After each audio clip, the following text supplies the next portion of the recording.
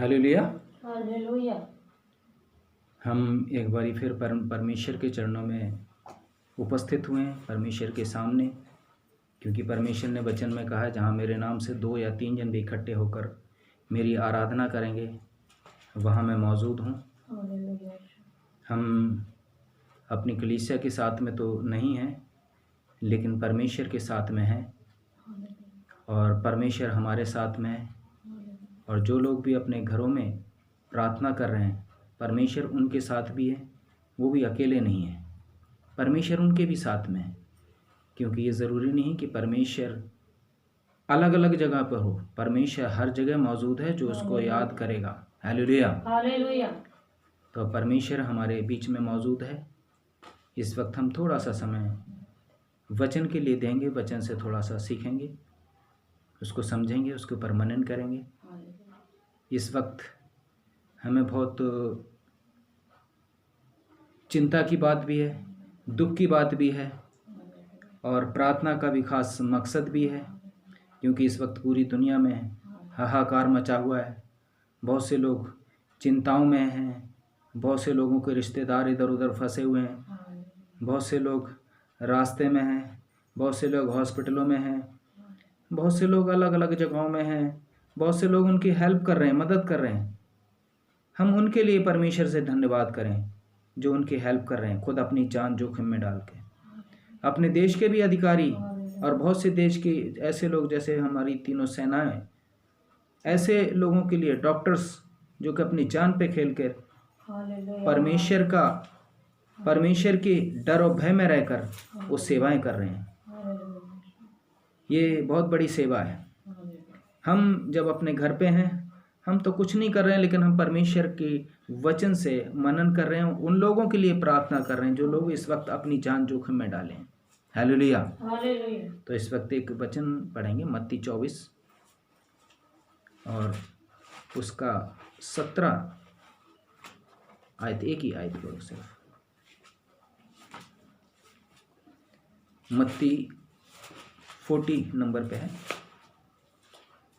40।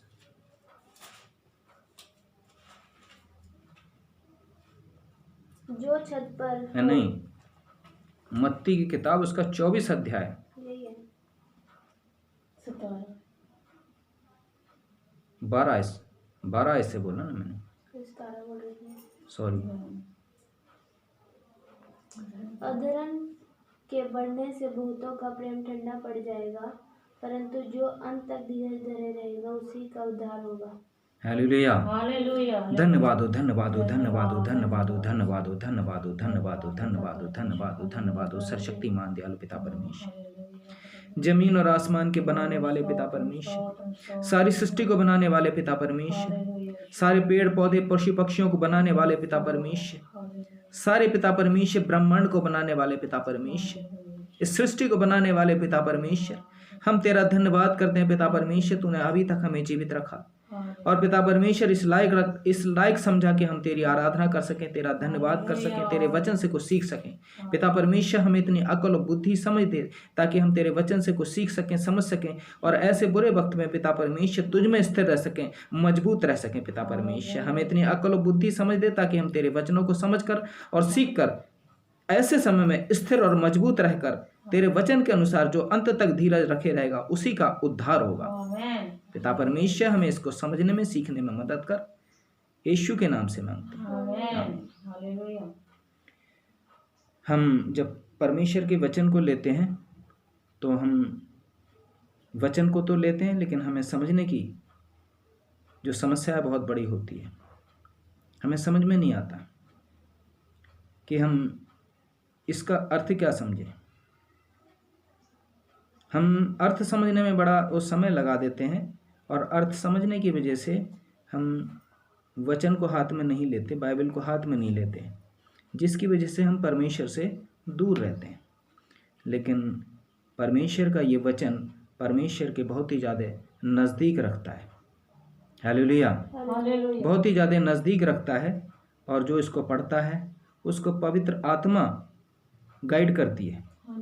पवित्र आत्मा, पवित्र माने साफ आत्मा माने आत्मा, जो आत्मा हमारे शरीर में है, और जब आत्मा पवित्र आत्मा है तो हमसे वो बात मुंह से नहीं निकल पाती जो इस संसार में है, बल्कि वही बात निकलती जो परमेश्वर चाहता है।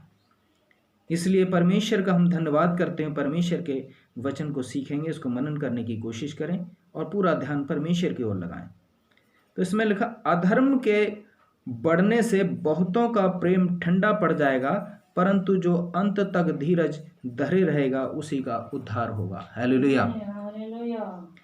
इस वक्त जबकि हम देख रहे हैं कि संसार में बहुत ज़्यादा दुख, परेशानी और बीमारी, महामारी हो रही है और सभी लोग इसमें परेशान हैं, लेकिन हम इसमें खुद भी परेशान हैं।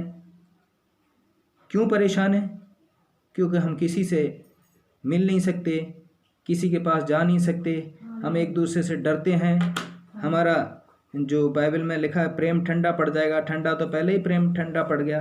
हम बोलते हैं कि हमारे पास टाइम नहीं है, हम ड्यूटी जाते हैं, हमारे पास बिल्कुल टाइम ही नहीं है किसी से मिलने का, किसी से फ़ोन करने का बिल्कुल टाइम नहीं है। वचन में लिखा हुआ कि अधर्म के बढ़ने से बहुतों का प्रेम ठंडा पड़ जाएगा, लेकिन आज ऐसा समय है जो परमेश्वर ने हमें सबको समय दिया है कि हम उसका धन्यवाद करें। हालेलुया। परमेश्वर ने हमें समय दिया है कि कम से कम समय निकालो तो, समय तुम्हें देने वाला हूँ। लेकिन इस वक्त भी परमेश्वर के लिए समय लोग नहीं दे पाते, वचन को सीखने के लिए समय नहीं दे पाते। हम चाहे बच्चे हों, चाहे बड़े हों, बुजुर्ग हों, कोई भी हों, अगर हमें परमेश्वर का पवित्र आत्मा काम करेगा हमारे दिमागों में, तो हम वचन से सीख सकेंगे, समझ सकेंगे और वचन की सच्चाई को जान सकेंगे। और जब सच्चाई को जानेंगे तो परमेश्वर के नज़दीक ही रह सकेंगे, नज़दीक रह सकेंगे। इस वक्त वो समय है कि हम अफवाहों में पड़े हुए हैं। बहुत से लोग आज की जो बीमारी है, महामारी है, इसके मुताबिक हमारा ध्यान अधिकतर ज़्यादा से ज़्यादा खबरों के ऊपर है, टीवी के ऊपर है, और ये एक दूसरे के ऊपर मैसेज करने में पूरी तरह लगे हुए हैं कि अब कैसे होगा, अब ये होगा, वैसे होगा, ये होगा। उल्टे सीधे मैसेज में नहीं, हमें भ्रमित होने में हमें मजबूर करते हैं ये संसार। लेकिन बाइबल में ये लिखा है, संसार में रहोगे लेकिन संसार के मत बनो। जब हमें ये समय है परमेश्वर के वचन को सीखने के लिए, तो हम परमेश्वर के वचन में परमेश्वर के साथ बैठें, प्रार्थना करें और जितनी सेवा जो हो सकती है, जिनके पास भी इतनी शक्ति है, सामर्थ्य है, उनका शारीरिक और मानसिक रूप से मजबूत हैं, वो लोग बाहर जाके भी सेवा कर रहे हैं अपनी जान को जोखिम में डाल के। परमेश्वर उन सभी को बहुत बहुत आशीष दे जो इस वक्त में अपनी जोखिम में डाल के जान को उनकी सेवा कर रहे हैं।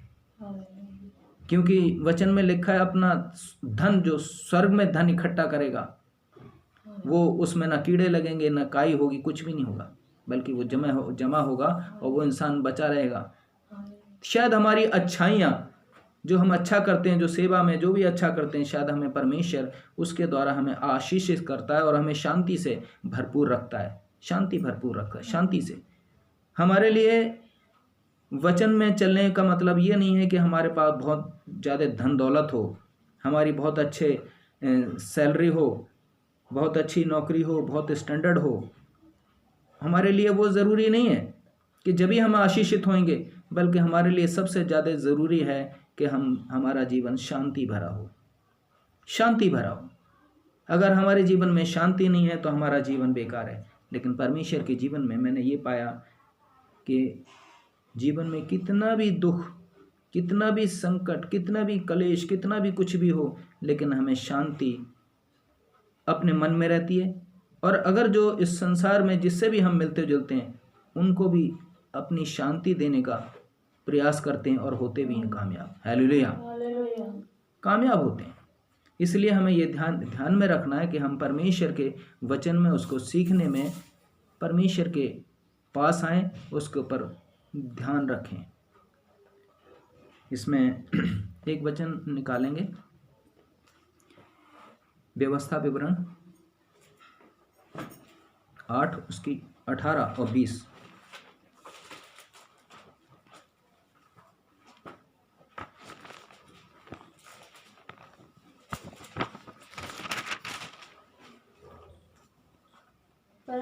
तू अपने परमेश्वर यहोवा को स्मरण रखना, क्योंकि वही है जो तुझे संपत्ति प्राप्त करने की सामर्थ्य इसलिए देता है कि जो वाचा उसने तेरे पूर्वजों से शपथ खाकर बांधी थी उसको पूरा करे, जैसा आज प्रकट है। यदि तू अपने परमेश्वर यहोवा को भूलकर दूसरे देवताओं के पीछे हो लेगा और उसकी उपासना और उसको दंडवत करेगा, तो मैं आज तुमको चिता देता हूँ कि तुम निसंदेह नष्ट हो जाओगे। हालेलुया। हमें ये ध्यान करना होगा कि इस वक्त हमें एक होने की ज़रूरत है। हमें सिर्फ एक होने की ज़रूरत है, चाहे हमारा कोई भी धर्म हो, कोई भी जाति हो, कोई देश हो, लेकिन हमें एक होने की ज़रूरत है और एक परमेश्वर से प्रार्थना करने की ज़रूरत है। हालेलुया। हम जितना एक होकर परमेश्वर से प्रार्थना करेंगे उतना ही हमारे लिए वो मजबूती होगी। अभी मोदी जी ने कल बोला था कि संडे के दिन 5 तारीख को टॉर्च जला के एकता प्रकट करनी। उसमें कोई धर्म जाति की कोई बात नहीं, बल्कि हर एक के लिए, हर इंसान किसी भी प्रदेश का हो, कहीं का भी हो, हर एक के लिए बोला। हमें ख़ास तौर से इस बात का ध्यान देना है कि हम परमेश्वर के बच्चे हैं, परमेश्वर के बनाए हुए हैं, परमेश्वर के हाथों के बनाए हुए हैं। हम एकता प्रकट करनी है, हमें नहीं, ना कि रीति रिवाजों के ज़रिए हमें अलग करना है। हमें रीति रिवाजों के ज़रिए अलग नहीं करना है अपने आप को, बल्कि हमें एक करना है। अगर हम जितना एक होकर परमेश्वर से प्रार्थना करेंगे उतना हमारा प्रार्थना परमेश्वर तक पहुँचेगी। हमने पहले वचन में पढ़ा कि प्रार्थना स्वर्ग तक क्यों नहीं पहुंचती है, तो परमेश्वर की प्रार्थना स्वर्ग तक जब ही पहुंचेगी जब हम परमेश्वर से नर्म और दीन होकर एक होकर प्रार्थना करेंगे।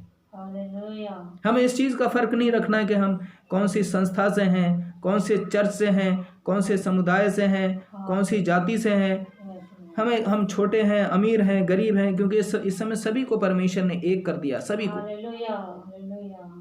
इस वक्त सभी एक हैं, और जब परमेश्वर ने एक कर दिया तो हम अलग अलग करने वाले कौन हैं? हालेलुया। हमें अलग अलग करने वाला दूसरा इंसान कौन हो सकता है जब परमेश्वर हमें एक कर सकता है? हालेलुया।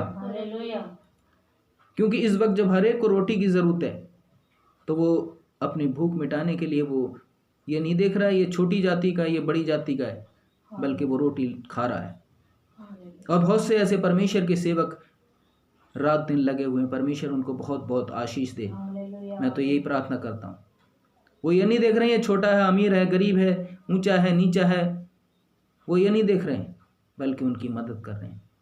क्योंकि इस वक्त में जो मेरी नज़र में आया, मैंने देखा है बहुत से लोग रास्ते में फंसे हुए हैं, उनको आना जाना मुश्किल हो रहा है, उनको दिक्कत हो रही है, लेकिन फंसे हुए और उस टाइम ये सोच रहे हैं कि हमारी हेल्प कौन करे इस समय। लेकिन जो परमेश्वर पर विश्वास करते हैं, सिर्फ परमेश्वर, ये संसार की रीति रिवाज नहीं, संसार की रीति रिवाज हमारी जो है वो अलग करती है, संसार से, इंसान से अलग करती है। लेकिन परमेश्वर का वचन कहता है संसार में रहो, संसार के मत बनो। अगर संसार में रह के हम अपने एक दूसरे से हम अलग होके और हम अपनी जिम्मेदारी को भूलकर, परमेश्वर की इच्छाओं को भूलकर हम अपनी मर्जी से चलेंगे, तो ऐसे ऐसे जो काम है वो होने में हम रोक नहीं पाएंगे। हालेलुया। हम रोक नहीं पाएंगे। इसलिए हम परमेश्वर का धन्यवाद करें, चाहे वो किसी भी धर्म से हो, किसी भी जाति से हो, ऊंचा हो, नीचा हो, किसी भी तरह का हो, किसी भी तरह का हो, कहीं पर कैसा भी समाज हो, लेकिन हम परमेश्वर का धन्यवाद करें, सिर्फ परमेश्वर का धन्यवाद करें। एक वचन निकालें इसका 7 कई पीछे 224 नंबर में।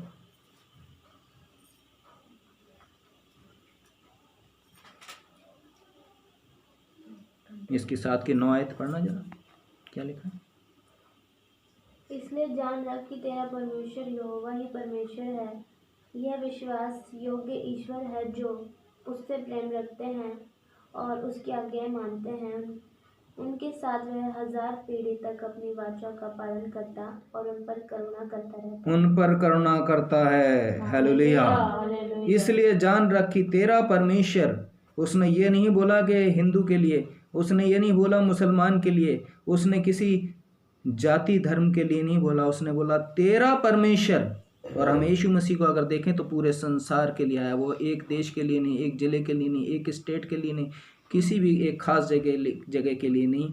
इसीलिए हम यीशु मसीह को मान्यता देते हैं, और उसको मान्यता देनी भी इसलिए चाहिए क्योंकि हम उसके स्वभाव में, उसकी बोलचाल पर अगर हम चलेंगे तो हमारा जीवन बिल्कुल सहज और सीधा होगा। इसलिए इसमें साफ ये लिखा है कि इसलिए जान रख कि तेरा परमेश्वर यहोवा परमेश्वर यह विश्वास योग्य ईश्वर है, जो उससे प्रेम रखता है, जो उससे प्रेम रखते हैं और उसकी आज्ञाएं मानते हैं, उनके साथ वह एक पीढ़ी नहीं 1000 पीढ़ी तक अपनी वाचा का पालन करता और उन पर करुणा करता है। आज हम ये देख रहे हैं कि बहुत से अपने जीवन को खो रहे हैं, लेकिन बहुत से अभी जीवित हैं, और बहुत से लोग ऐसे भी हैं जो बीमारी में पड़े रहे लेकिन उनको चंगाई मिली। हालेलुया। अभी मैं टीवी में देख रहा था, एक लेडी, क्या नाम था उसका, लेडी का, वो बता रही थी, और काफ़ी बीमार हुई, वो मेरे ख्याल विदेश से आई थी, इतना मुझे पक्का याद नहीं, लेकिन वो ठीक हो गई। और भी बहुत से लोगों का मैंने देखा कि वो ठीक हो गए। तो ऐसा ज़रूरी नहीं है कि महामारी आई है तो सभी मर जाएंगे, ऐसा नहीं। हमने अपने दिमागों में ये वहम डाला हुआ कि नहीं ये बीमारी है तो सब खत्म हो जाएगा, ये हो जाएगा, वो हो जाएगा, जैसे लोग अफवाहें फैला। तो मैं तो यही कहूँगा कि अपने परिवार से भी ये कहूँगा कि हमेशा ये ध्यान रखो कि किसी की अफवाहों में नहीं आओ, चाहे वो मैसेज व्हाट्सएप पर हो, चाहे कोई दूसरा कहे, लेकिन अफवाहों में मत आओ, बल्कि परमेश्वर से प्रार्थना करो। हालेलुया। परमेश्वर से प्रार्थना करो। जितना हम उस खबर को दूसरों को बांटने में समय लगाएंगे, अपना टाइम को बर्बाद करेंगे, उससे अच्छा हम परमेश्वर से प्रार्थना करेंगे उतने समय कि परमेश्वर तूने हमारे दिमाग में ये नेगेटिविटी डाल दी, किसी ने हमें ये बोला है कि ऐसा हो जाएगा, वैसा हो जाएगा। परमेश्वर तू हम पर दया कर, परमेश्वर हम पर दया कर, परमेश्वर हम पर दया कर देगा। हालेलुया। तो परमेश्वर दया करने पर, पिछले दिनों में भी हमने ये पढ़ा और आज भी हम ये पढ़ रहे हैं कि परमेश्वर प्रेम रखता है जो उससे प्रेम रखते हैं। इसमें जो उससे प्रेम रखते हैं और उसकी आज्ञाओं को मानते हैं। तो परमेश्वर की आज्ञा कोई कठिन नहीं है, कोई कठिन नहीं आज्ञा है।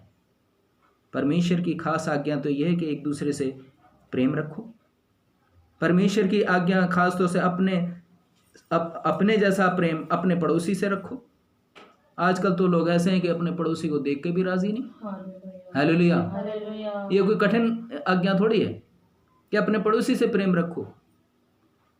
मुझे बहुत अच्छा लगा कि मेरे बॉस ने मुझे बोला कि अपना तो ख्याल रखें लेकिन अपने पड़ोसी का भी ख्याल रखें। मुझे वचन याद आ गया उस वक्त कि अपने बराबर प्रेम रखो।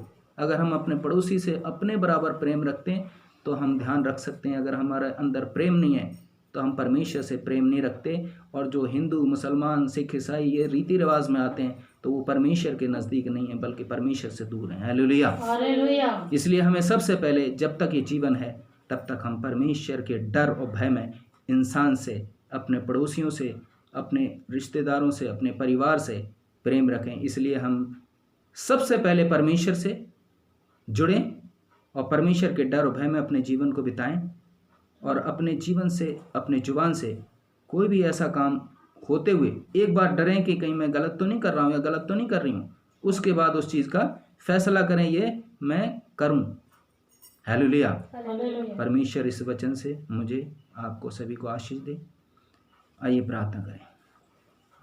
धन्यवाद हो, धन्यवाद हो, धन्यवाद हो, धन्यवाद हो, धन्यवाद हो, धन्यवाद हो, धन्यवाद हो, धन्यवाद हो, धन्यवाद हो, धन्यवाद हो। सर्वशक्तिमान दयालु पिता परमेश्वर, हम तेरा धन्यवाद करते हैं। तूने अभी तक हमें जीवित रखा, सही सलामत रखा, हमारी हर ज़रूरतों को पूरा किया, हमारे परिवार को सुरक्षित रखा। तेरा धन्यवाद हो पिता परमेश्वर, सुंदर समय के लिए जो तूने हमें दिया पिता परमेश्वर। इस पिता परमेश्वर जो वचन तूने हमें दिया इसका हम पालन करने वाले हो सकें, तेरी आज्ञाओं को मानने वाले हो सकें पिता परमेश्वर। क्योंकि तेरा वचन कहता है जो अंत तक धीरज धरे रहेगा उसी का उद्धार होगा पिता परमेश्वर। हम पिता परमेश्वर जैसा भी समय हो, जैसे भी मुश्किल हो, जैसी भी बीमारियां हो, लेकिन पिता परमेश्वर हमें धीरज है, हमें विश्वास है कि हम जीवित हैं और जीवित रहेंगे पिता परमेश्वर। क्योंकि तूने हमें जीवन दिया है तूने हमें बनाया है पिता परमेश्वर। जब तूने हमें बनाया है, इसका कोई लक्ष्य है, कोई उद्देश्य है पिता परमेश्वर, जो हम जीवित हैं। पिता परमेश्वर हमें इस लायक बना ताकि हमारा ये मनुष्य का जीवन, इंसान का जीवन किसी काम में आने पाए, तेरे डर और भय में रहकर अपने जीवन को बिताने पाए पिता परमेश्वर। पिता परमेश्वर तेरे वचन को, तेरी इच्छाओं को, तेरी आज्ञाओं को मानने वाले हो सकें पिता परमेश्वर, क्योंकि तेरी आज्ञाएं कठिन नहीं बल्कि बिल्कुल सहज हैं पिता परमेश्वर। हम पिता परमेश्वर अपने पड़ोसी से, अपने जान पहचान वालों से, अपने मिलने जुलने वालों से पिता परमेश्वर अपने जैसा प्रेम रखने पाए, क्योंकि पिता परमेश्वर जो जीवन हमारे अंदर है वही उसी के अंदर है पिता परमेश्वर। इस वक्त जो भी पिता परमेश्वर गलतफहमियां फैलाने वाले लोग हैं पिता परमेश्वर, उनको यीशु के नाम से दूर करते हैं पिता परमेश्वर। उनकी गलतफहमियों को यीशु के नाम से दूर करते हैं पिता परमेश्वर। उनको संयम दे, शांति दे, और पिता परमेश्वर जो भी गलतफहमी फैलती है पिता परमेश्वर, उनको अकल और बुद्धि समझ दे दो, ताकि वो पिता परमेश्वर इंसान से डरने वाले ना हो सके बल्कि तुझसे डरने वाले हो सके पिता परमेश्वर। पिता परमेश्वर हम तुझसे विनती करते हैं, प्रार्थना करते हैं अपने परिवार के लिए पिता परमेश्वर। जब तक ये जीवन है, आखिरी सांसों तक पिता परमेश्वर तेरे वचन के अनुसार, तेरे डर और भय में रहकर ये जीवन परिवार सहित बीतने पाए पिता परमेश्वर। तूने मेरे परिवार की प्रार्थना को सुना है, मेरी कलीसिया के हर एक जन की प्रार्थना को सुना है। मैं उसके लिए तेरा दिल से धन्यवाद मांगते यीशु के नाम से। हमारे खुदाबंद यीशु मसीह का फजल और पाक रूह की रफाकत अब से लेकर अब तक, जब तक मसीह इस दुनिया में दोबारा नहीं आ जाता, हम सभी के साथ में होते रहे। आमीन। Hallelujah, hallelujah, hallelujah. आप सभी को जय मसीह की।